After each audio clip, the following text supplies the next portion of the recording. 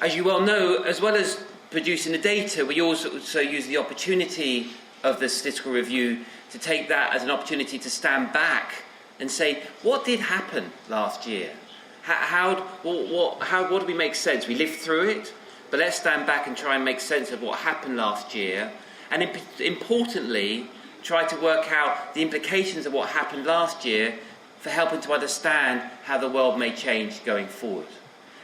The key value of looking backwards, looking at history, is by having a better sense of where you come from, you may well have a better sense of where you may be going. And I think energy markets in 2016, last year, were particularly interesting. And they were particularly interesting because two different forces were affecting energy markets last year. So one force affecting energy markets last year was the need for a number of markets around the world to carry on going through a process of short-run adjustments. That was particularly obvious in terms of the oil market. The oil market continued to have excess supply last year, and so there's a process of this short-run cyclical adjustment to those excess supplies. You also saw similar excess supplies in both the natural gas market and the coal market. So some of what we saw last year was a short-run adjustment. But in addition to that, energy markets last year were also affected by a growing gravitational pull from the longer-run energy transition that is affecting global energy markets. So on the demand side, a shift in the centre of gravity towards fast-growing developing economies, and also a shift to slower energy growth as that energy is used more efficiently. And on the supply side, this gradual shift away from coal towards cleaner, lower carbon fuels. And so one of the challenges that we all face as researchers and scientists trying to understand energy markets last year is what movements were driven by those short-run adjustments and so are likely to only last a year or two and then may start to fade away, and what adjustments were driven by this longer-run transition where those effects may grow and get bigger and stronger going forward. Is it a short-run adjustment or a long-run transition? And I'll keep coming back to that question as we go through to try and understand some of the implications of energy markets in 2016. And that coming together of those two forces, short-run adjustments and long-run transition, was seen in the headline data. Global energy growth, shown here in the purple bars, grew by just 1% last year.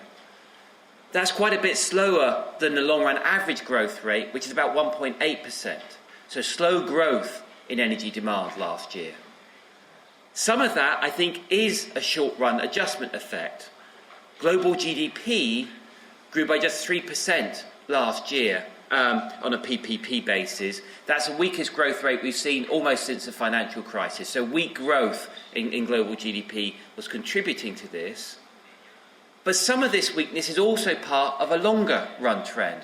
This is the third consecutive year in which we've seen growth of global energy demand at 1% or less. And so the 5-year growth rate, the average 5-year average growth rate, is now at its lowest level for 20 years. So there's some persisting effects going on here. And that weakness in global growth goes hand in hand with significant falls in energy intensity, shown by the green bars. If you remember, energy intensity is the amount of energy that you need to produce each unit of GDP. And what we've seen is the pace at which energy intensity is falling has increased over time. So these 5-year growth rates are also at historically 5-year average growth rates at historically low levels as economies increasingly use energy more efficiently. So as they use energy more efficiently, that energy intensity tends to decline. As is now the new normal, all of the growth in energy demand came from the developing world. Growth of energy in the OECD, shown here by the green bar, was essentially flat. So energy demand in the developed world, the major economies of the world, essentially flat.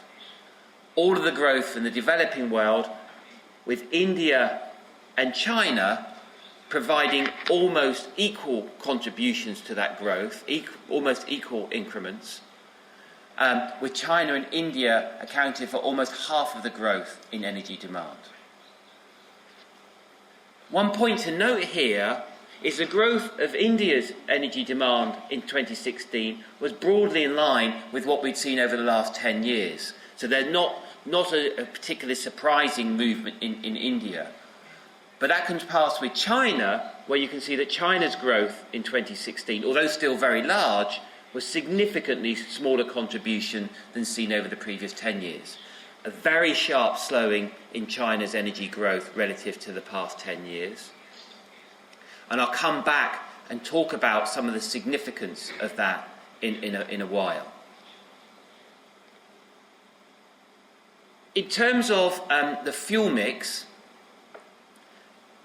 2 points to bring out. That short-run adjustment I keep talking about, one feature of that short-run adjustment can be seen in the fact that the consumption of oil, gas and coal was stronger in all three of those markets than the production of oil, gas and coal. Consumption in all three markets growing more strongly than the production.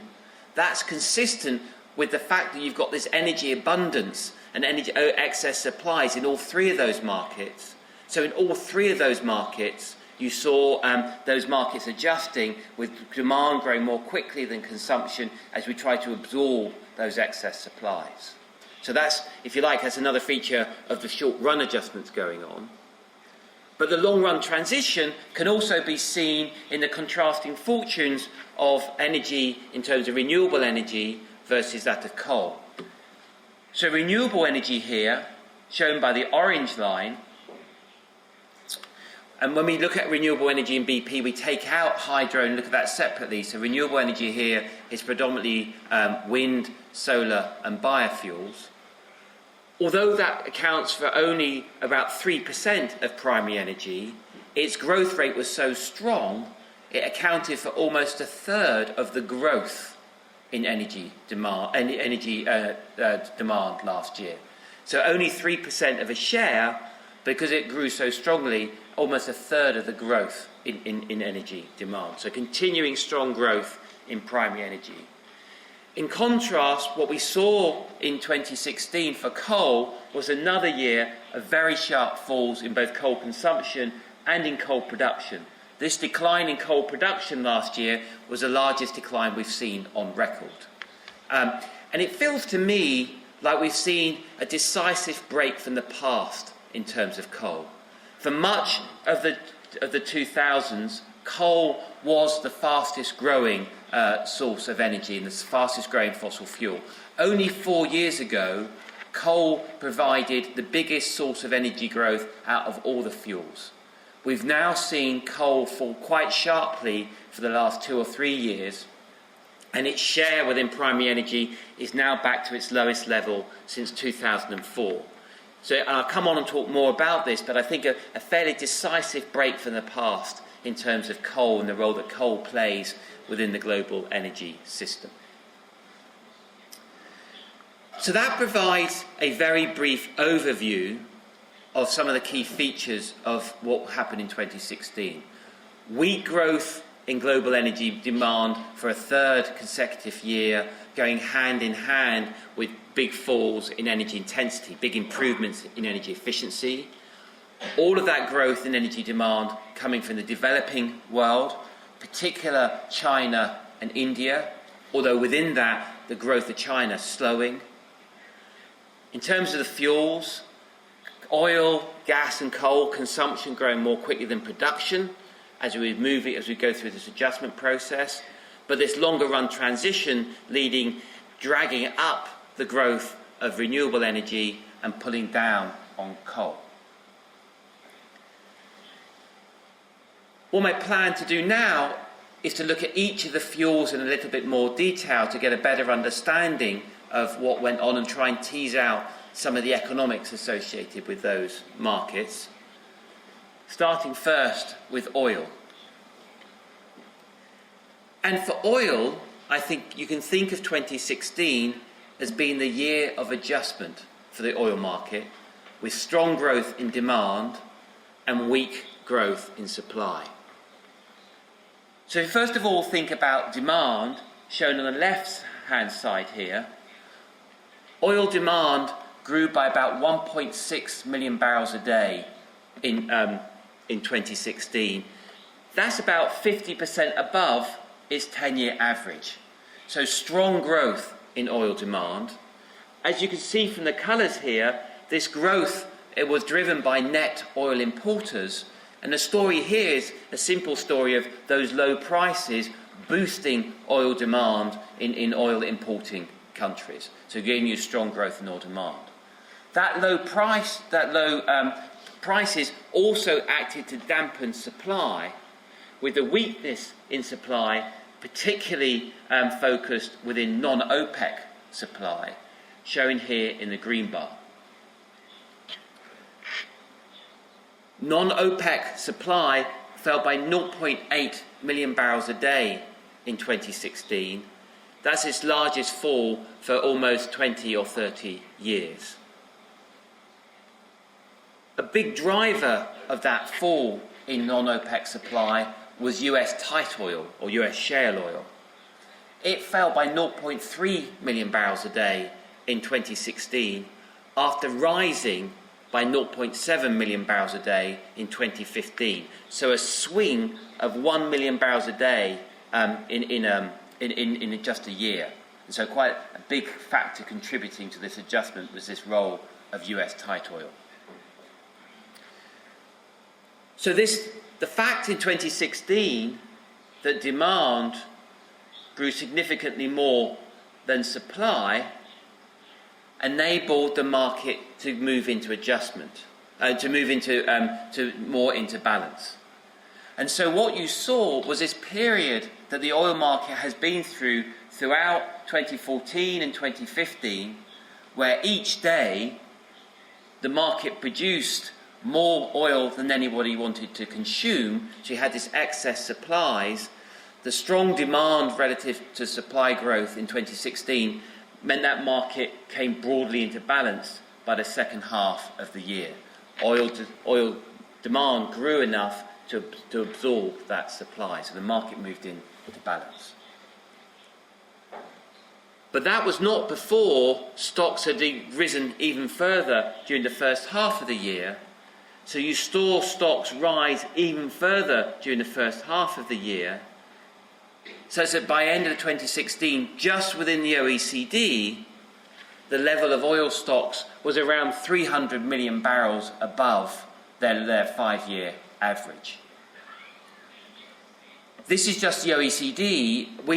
Our data for the non-OECD is a lot less good, but if we take a plausible estimate, you could easily have a level of excess stocks of around 500 million barrels or so. And so that, I think, defines the key focus of the oil markets this year and next year, is how quickly will that very high level of stocks return to more normal levels. The market will only start to behave more normally when those stocks have come back to more normal levels. When you look back over the last few years in terms of the oil market and start to look forward, the behaviour of the oil market has been dominated by two key players, US tight oil and OPEC. And so we used the opportunity of this year's statistical review and the fact that we were more or less through an oil price cycle to ask the question, what can we learn about the behaviour of US tight oil, and what have we learned about the behaviour of OPEC? What can we say based on their behaviour over the last few years? So start first with US tight oil. The key feature of US tight oil, why it's different to conventional oil, is its cycle, its lead lengths are an awful lot shorter. So it's known as a short cycle form of oil. And that means it can respond to price signals far more quickly than conventional oil. So when prices move in conventional oil, it will often take 3 or 4 years until that feeds through into production. In contrast, US tight oil can respond far more quickly. And indeed, you can see this in the data. This chart looks at monthly changes in US oil rigs. And you can see that within 5 or 6 months of prices starting to fall in 2014, US oil rigs were already coming off. So not years, but months. Likewise, as prices started to rise, it only took literally 3 or 4 months until rigs stopped falling and started to rise again. And those movements in rigs then fed through into output, with output falling off in 2015 and 2016, and more recently rising through the back end of 2016 into this year as prices have recovered. Some commentators talked about the surprising resilience of tight oil, but I think it's important that we're clear about what we mean by resilience.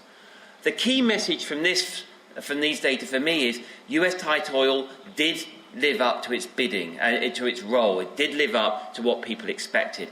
It responded more quickly to price signals than conventional oil, and so acted to dampen price volatility. As prices came off, because supply responded more quickly, prices fell by less. And likewise now, because activity is increasing as prices rise, that increasing activity is acting to dampen volatility. And so it is responding more quickly, and it is acting to dampen volatility. For me, the resilience of tight oil is more like a toy, a child's toy, the toy that I used to play with when I was a child. And this toy is called a Weeble, or I think here it's called a Nevalashka. Is this right? Nevalashka. Okay? Now, the key thing about a Nevalashka is or in England a Weeble, was Weebles wobble, but they don't fall down. Okay, so they bounce down and then they come up again.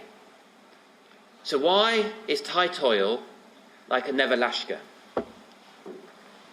The reason why I think it's like a Nevalashka is because the short cycle nature of tight oil means it responds more quickly to prices than other types of oil. So it starts to come off. But the key thing about tight oil is it is not the marginal source of oil in the long run.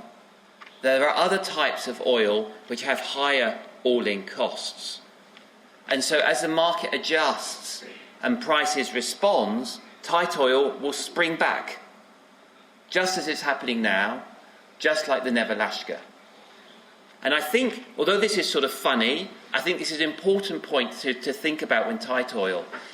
It will come off more quickly than other types of oil as prices fall, but it will then bounce back again as the market adjusts, because it's not the marginal source of oil. And so many of you will remember that through much of 2014 and 2015, people talked about OPEC trying to kill off tight oil. Well, that was always silly, and I don't think OPEC ever thought about that, because they understood that there was like the Nevalashka. It may come off initially, but then it will come back and bounce back again. And so that, I think, is how we should think about the resilience of tight oil. So that's tight oil. What about OPEC? So OPEC behavior at one level looks very surprising, and they surprised the market twice over the last few years. The first time they surprised markets was in November 2014, when they didn't cut output, and as a result, prices collapsed. And then they appeared to change course and change their mind, and in November 16 did cut output, along with 10 non-OPEC producers, including, very importantly, Russia. And as you know, that cut that has been extended more recently. So what was going on? Why did Russia not cut in the first place? Why did OPEC not cut in the first place and then decide to cut? Did it change its mind? Did it blink, lose its nerve? Well, I'm going to argue that no. In fact, it behaved in an entirely consistent way throughout the whole of this period, and there's no surprise or puzzle to how OPEC behaved. And to do this, rather than take my word for it, I'm going to use a speech that was given earlier this year by His Excellency Khalid Al-Falih, who is, as some of you will know, the Minister of Energy, Industry and Mineral Resources in Saudi Arabia. So to all intents and purposes, the leader of OPEC. And let me read the quote, and then we'll think about what it means. So what Minister Al-Falih said was, OPEC remains an important catalyst to the stability and sustainability of the market. So OPEC remains powerful. But history has demonstrated that intervention in response to structural shifts is largely ineffective. That's why Saudi Arabia does not support OPEC intervening to alleviate the impact of long-term structural shifts, as opposed to addressing short-term aberrations, so short-term shocks. Now, before I joined BP, I spent 25 years in central banking, so I like very tense, very paragraphs like this. But let's unpack it and think about the economics, and think about what was actually underlying Minister Al-Falih's quote. Think about OPEC. OPEC is a cartel. The power that OPEC has reflects the fact it has an ability to shift supply from one period to another. It can raise or lower supply for a period and then bring it back on. So it has lots of power in response to temporary shocks. If there's a temporary short-term shock, suppose we're in a recession, so demand is weak for a period, or suddenly there's a new source of temporary supply. In that response, OPEC can reduce its own supply for a period, wait until that shock subsides, and then bring its supply back on. And so in that way, it can smooth through that shock. So whilst demand is weak, it can reduce its supply. As the economy recovers, demand picks up, it can reduce its demand, bring on its supply back on. And as a result of which, it will smooth through prices. But think about a permanent shock. Suppose demand is permanently weaker. Suppose we woke up one day and the world was full of electric cars. It reduces its supply for a period, but that doesn't do much good, because at the point it brings it back on, demand is still weak, the shock is still permanent. It can't respond very well to permanent shocks. So what Minister Al-Falih's quote said, we got strong power in response to temporary shocks, but not permanent ones. Okay, Spencer, that's good, but how does that relate to what happened over the last few years? Well, think about 2014, about the emergence of the supply in 2014. What caused the excess supply in 2014? It was the emergence of US tight oil. And US tight oil is not a temporary shock, it's a structural shock. Remember the Weeble. This is not going away, it's a structural shock. So what about 2016? How should we think about what happened in 2016? OPEC have been very clear that the focus of what it's trying to do, together with its partners in terms of the non-OPEC group, including Russia, its focus there is to bring back the pace, is to increase the pace at which stocks return to more normal levels. That's exactly the type of short-term response shock that it can respond to, that can be effective. Essentially, OPEC, the way I think about this, OPEC has reduced its supply from the market, as a result of which there's more scope for stocks to unwind to fill that gap. It can wait till stocks have unwind to normal levels, and then it can bring its supply back on to the market. So I would argue that OPEC hasn't lost its power. Moreover, OPEC hasn't changed its behaviours at all. But you have to think carefully about the type of shocks that OPEC is trying to respond to. It's always had the power to respond to temporary shocks, and will continue to do so more recently. But it's never had power to respond to a permanent shock, which is what we saw in 2014. That's what I wanted to say on the oil market. If we turn next to coal,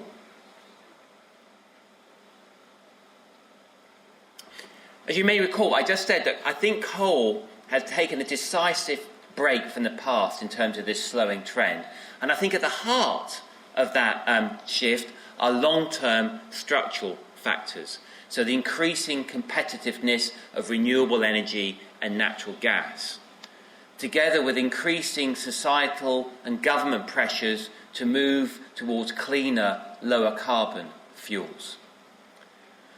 But those long-term trends have been reinforced at different times by short-term policy responses which have added even greater momentum to coal. And that also happened last year, particularly in terms of the policy measures which were taken in China. So the key thing which happened in China last year was the government started to respond to the very significant levels of excess supply within the Chinese coal sector. And it introduced a whole series of measures beginning in February and March of 2016 to reduce excess capacity and to increase the profitability and productivity of the remaining mines by a whole series of measures to do with consolidation and closing down of short mines. It also introduced a policy to reduce supply further of restricting mines from being able to work from 330 days to 276 days. For those of you who are interested in the coal sector and haven't followed the Chinese policy measures, I encourage you to go and read about them. They're really fascinating. And the impact of those measures was very stark. Chinese coal production fell by almost 8% last year. That is off the charts. Just unprecedented sharp fall in Chinese coal production. And as a result of this, Chinese coal prices increased by almost 60% through the year in 2016. And we saw a third consecutive fall in Chinese coal consumption. So significant impacts there. The key point also to remember is China is so important for coal. The movements in China's coal prices also fed through pretty significantly through to global coal prices. So you look across the world, those movements in China's coal prices were pretty much mimicked by the movements in global coal prices. And so this rise in global coal prices also acted to dampen global coal consumption. Already you've got those long-term forces reinforced by some of these short-term impacts coming from the Chinese policy.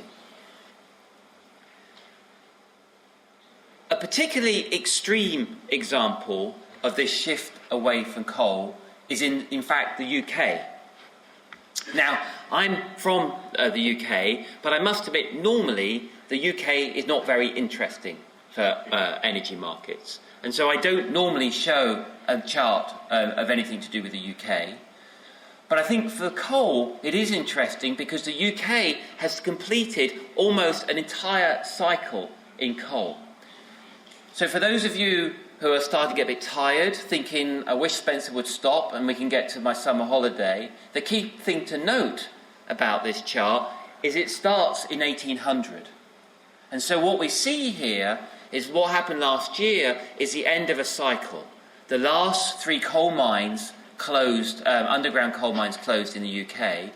Consumption fell sharply, such that it's now back to the level seen almost 200 years ago at the time of the Industrial Revolution in the UK.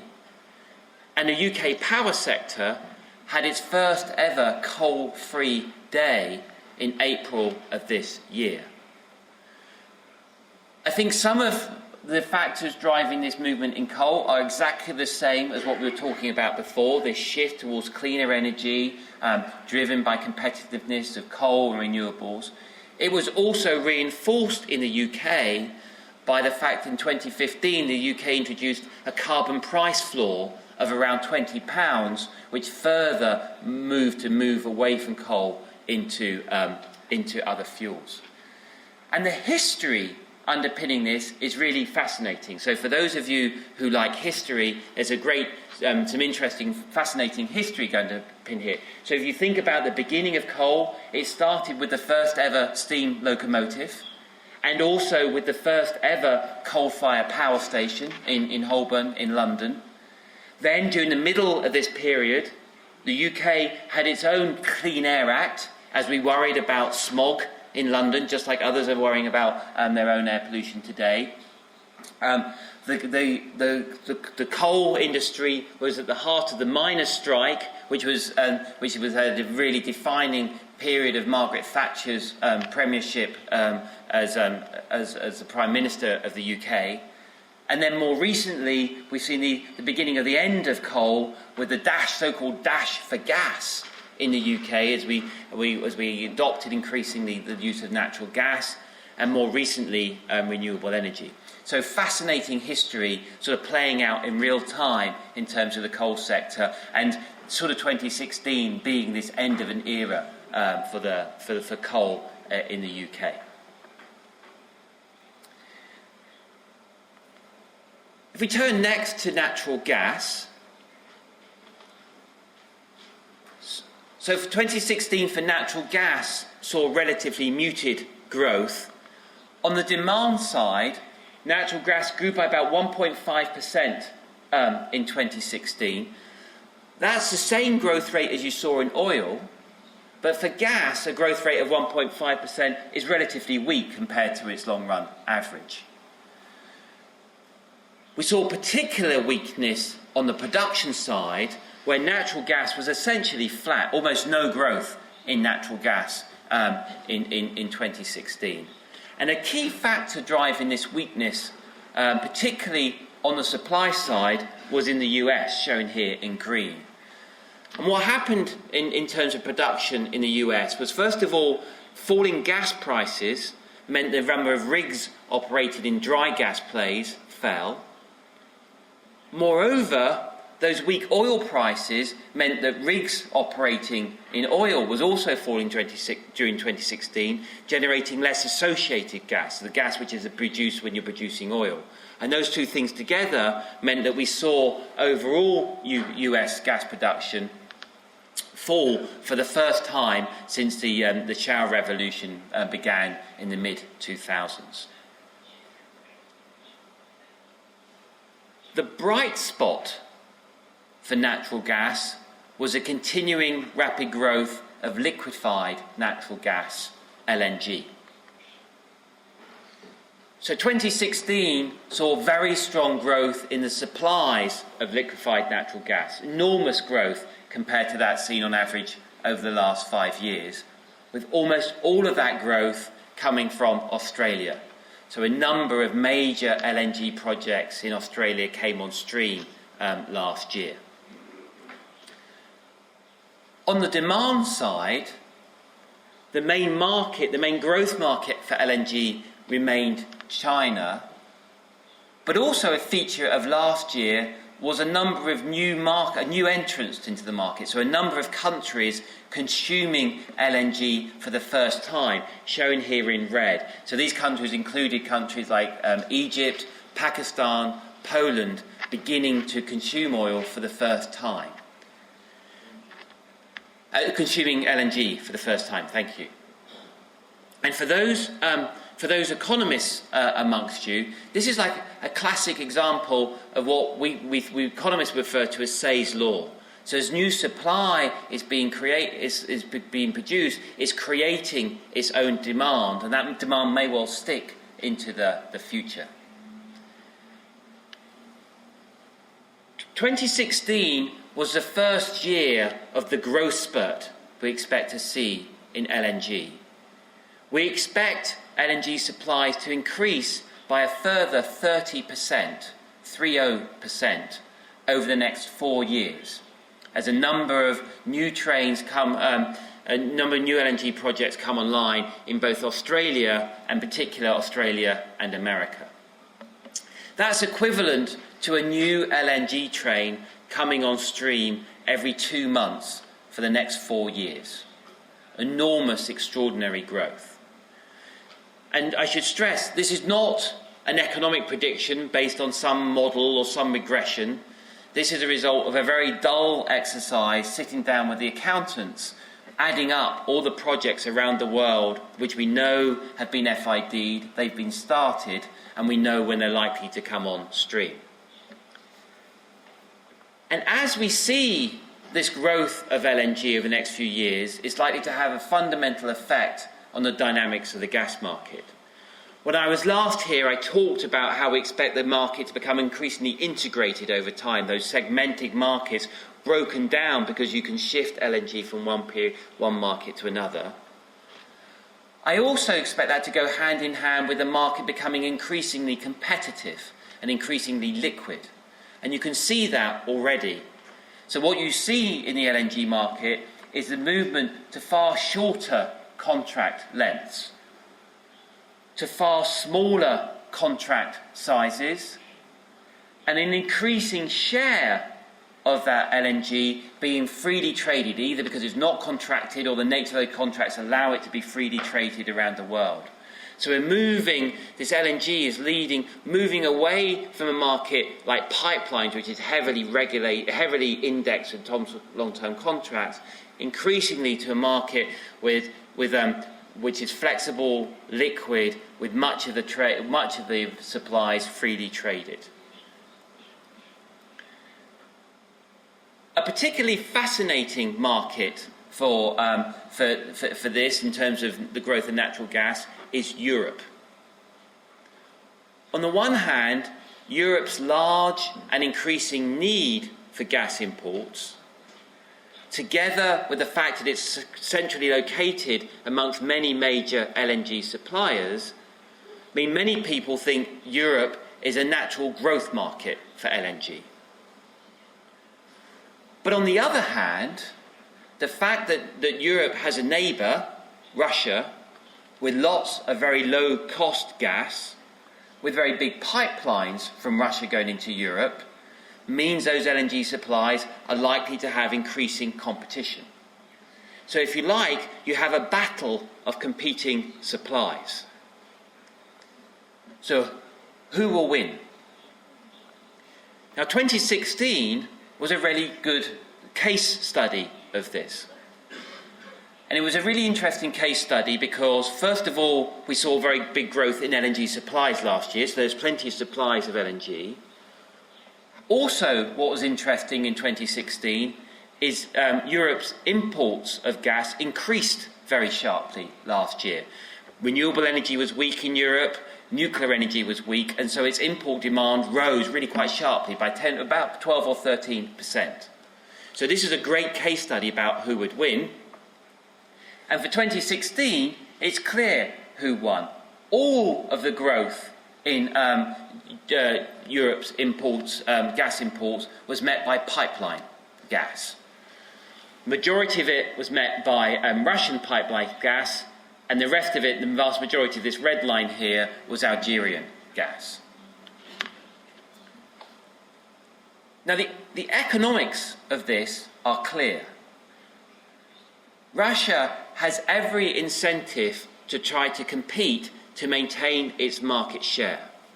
So just like OPEC responding to new structural competition in the form of US tight oil, Russia has every incentive to maintain its market share, to compete and maintain its market share in response to growing competition from LNG. But the competition, that economic competition, is complicated by concerns in Europe about Europe becoming overly dependent on a single supplier and therefore that raising issues to do with energy security. The interesting question to me is whether the growth of LNG acts to reduce those concerns by allowing the greater availability, by providing an alternative source of supply if and when Europe needs it. So a way to think about this is the following. Today, in 2016, Europe imported a greater proportion of its oil from Russia than it did gas from Russia. But when I was in Brussels on Wednesday, nobody said to me, Spencer, I'm really worried about the energy security implications of importing all this oil from Russia. Nobody said that to me. Why? Because there's a global market for oil. And so if anything were to happen to those imported oil from Russia, it's okay because Europe could just go to the global market and get its oil there. Guess what? There's now a global market for gas in the form of LNG.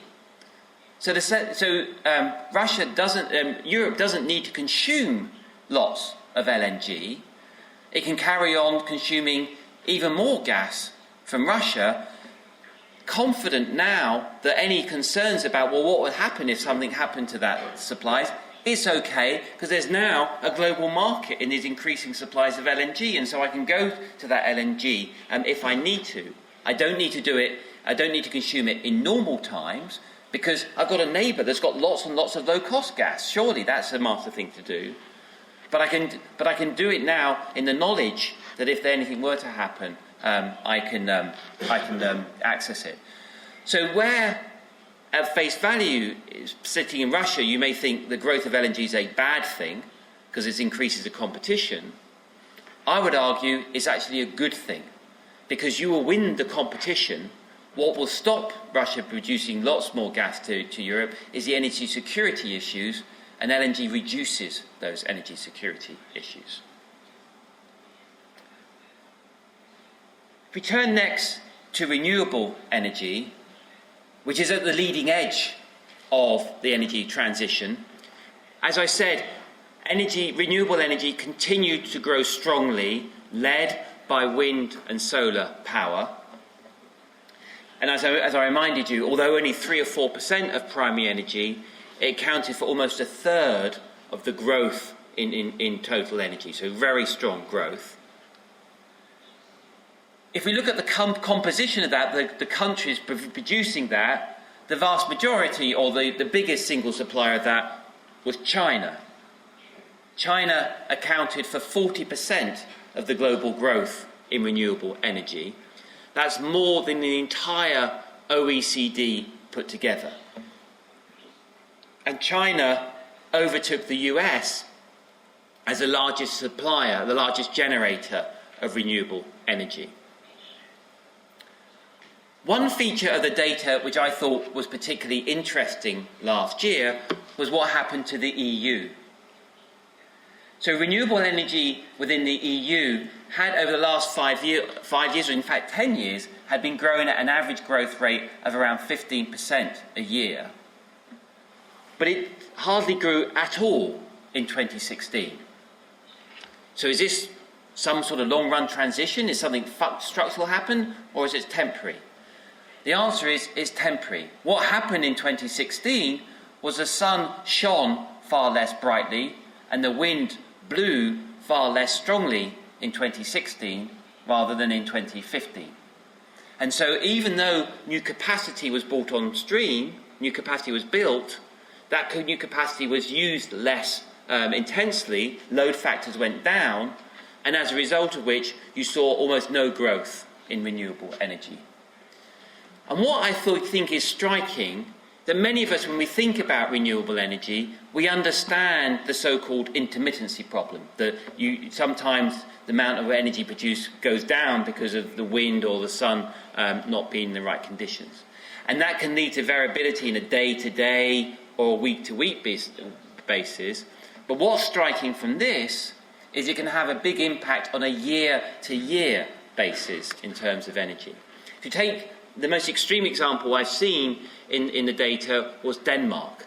In Denmark, just the slower wind in 2016 reduced total power generation by almost 5% in 2016 relative to 2015. So we should remember that one of the challenges imposed by renewable energy is the scale, the variability, even on a year-to-year basis, based on this variability. On a basis of volume terms, wind power still remains far bigger than solar. So what's the most important source of growth at the moment? It's wind. But solar is catching up fast. And you can see this chart just looks at the pace at which solar energy has penetrated some of the major economies around the world relative to wind. So solar energy in orange started a lot later than wind, but it's almost caught up in terms of the pace of diffusion. So the rate at which it's penetrating the system was far quicker than the pace at which we saw wind power penetrating the system. And that, I think, reflects two factors. One, the smaller solar energy projects tend to be smaller, more modular, and so the cost involved tends to be in smaller chunks. Moreover, its learning curve is steeper, so the costs are falling more rapidly, and those two things together are leading to this very strong growth in solar energy as it catches up with wind power. That's all the key markets I wanted to talk about. What I wanted to do now is say, how did all this come together in terms of carbon emissions? And I think of all the charts and all the numbers in this year's statistical review, it's carbon emissions which are where the data are most striking. And the key thing here is, if you think, this slower growth in energy demand, combined with this shift in the fuel mix away from coal into renewable energy, those two things come together and meant that carbon emissions, shown here in purple, in 2016 were essentially flat last year. If you look at this chart, some of it, a little bit of it, can be reflected the fact that GDP remained weak. But the key driver is it because the carbon intensity of GDP fell sharply.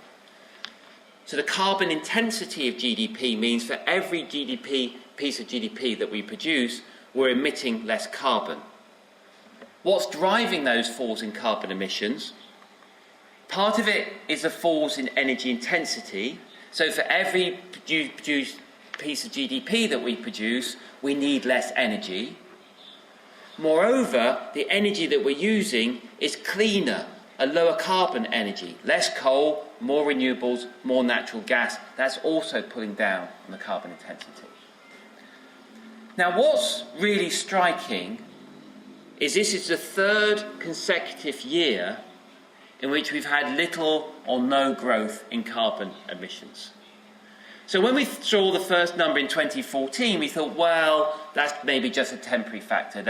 Perhaps we shouldn't take it too seriously.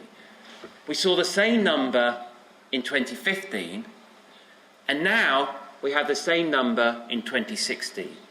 So the big question, perhaps the most important question of all from last year, is how should I think about this slowdown in carbon emissions? Is it a structural change that's likely to persist, or is it a short-run factor which is cyclical and likely to bounce back? And the change here is very dramatic. If you look over the previous 10 years, carbon emissions were growing around 2.5% a year, and they're flat now. To put that into context, to achieve the Paris goals, you would need carbon emissions falling, people estimate, by about 1 or 1.5%. So we've gone from 2.5% to flat, and Paris needs about 1.5%. So if this move to flat is correct, and it is going to persist, we're not on the road to Paris yet, but we've taken a big step towards Paris. But perhaps it's not, and it's all cyclical, and it will unwind in a few years, and the challenge is just as much. So what's the answer? If you just dig into it and say arithmetically what's driven this change, the answer is China. So what this chart does, this is the fact we've had almost no growth in energy demand in carbon emissions over the last 3 years, and it compares that with the growth of almost 2.5% seen in the previous 10 years. And says, so what factors drove that? And as you can see, it's China. So if you want to know, is this fall in carbon emissions likely to persist, what you have to do is say, is what's happening in China likely to persist? And I think the good news is, some of what's happening in China is indeed likely to persist as it moves towards a more sustainable pattern of growth. So 3 key things happening in China which are likely to carry on and grow and get bigger over time. One is its growth rate of GDP is slowing. Through much of this period, GDP was growing at over 10% a year. Last year it grew at something like 6.5% a year, and that growth is likely to slow going forward. Secondly, the pattern of that growth. The second thing, the pattern of that growth. Much of the growth during this period was in the industrial sector. That's very highly energy intensive. What we're seeing now is more and more of the growth now is in consumer service-facing growth, which is far less energy intensive. It takes a lot less energy to give somebody a haircut than it does to build a big industrial project.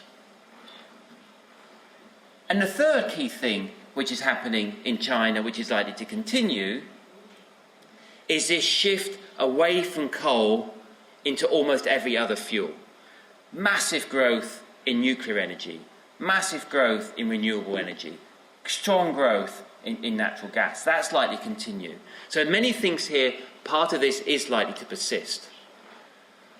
But I think also some of it is likely to be cyclical. And the key thing here is the extent to which some of the key sectors in China have fallen. And so what I'm focusing on here is iron, steel and cement. If I look at iron, steel and cement, over that first period, they were all growing at almost 10% a year. Really rapid growth, because these were the sectors which were fueling China's industrialization. But look, the output of these sectors has fallen in absolute terms over the last 3 years. China produced less steel last year than in 2014, and less cement, less iron. The scale of this slowdown suggests to me we're unlikely to continue to see falls going forward. If China is continue to grow at 4, 5, 6% a year, it seems very likely to me that we're likely to see some bounce back. Now, why does this matter? This matters because these 3 sectors together account for almost a quarter of China's energy. Okay, so these 3 sectors account for almost a quarter of this energy.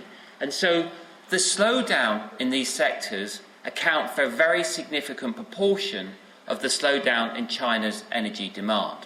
So China's energy demand over this period was growing at almost over 6% a year, and it slowed to close to around 1% a year.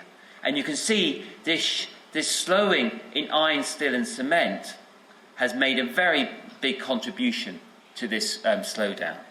And as I said, I think it's very unlikely that we're likely to see continuing falls in iron, steel and cement going forward if China continues to grow. Even if you take the limiting case and assume that you would see no more growth in iron, steel and cement forevermore in China, that somehow it can grow without producing any more iron, steel and cement, even if it's flat from now on, this negative contribution would go to 0. And so the growth rate of China, at the very least, would go to the top of that bar. So some way between where it is now and where it was in the past. So I think some of what's underpinning this story in China is structural, it will persist and it will continue to grow. But some of it I think is likely to be cyclical, reflecting just the scale of this slowdown in these very highly energy intensive and also highly coal intensive sectors, where I think we're likely to see some bounce back in those sectors going forward.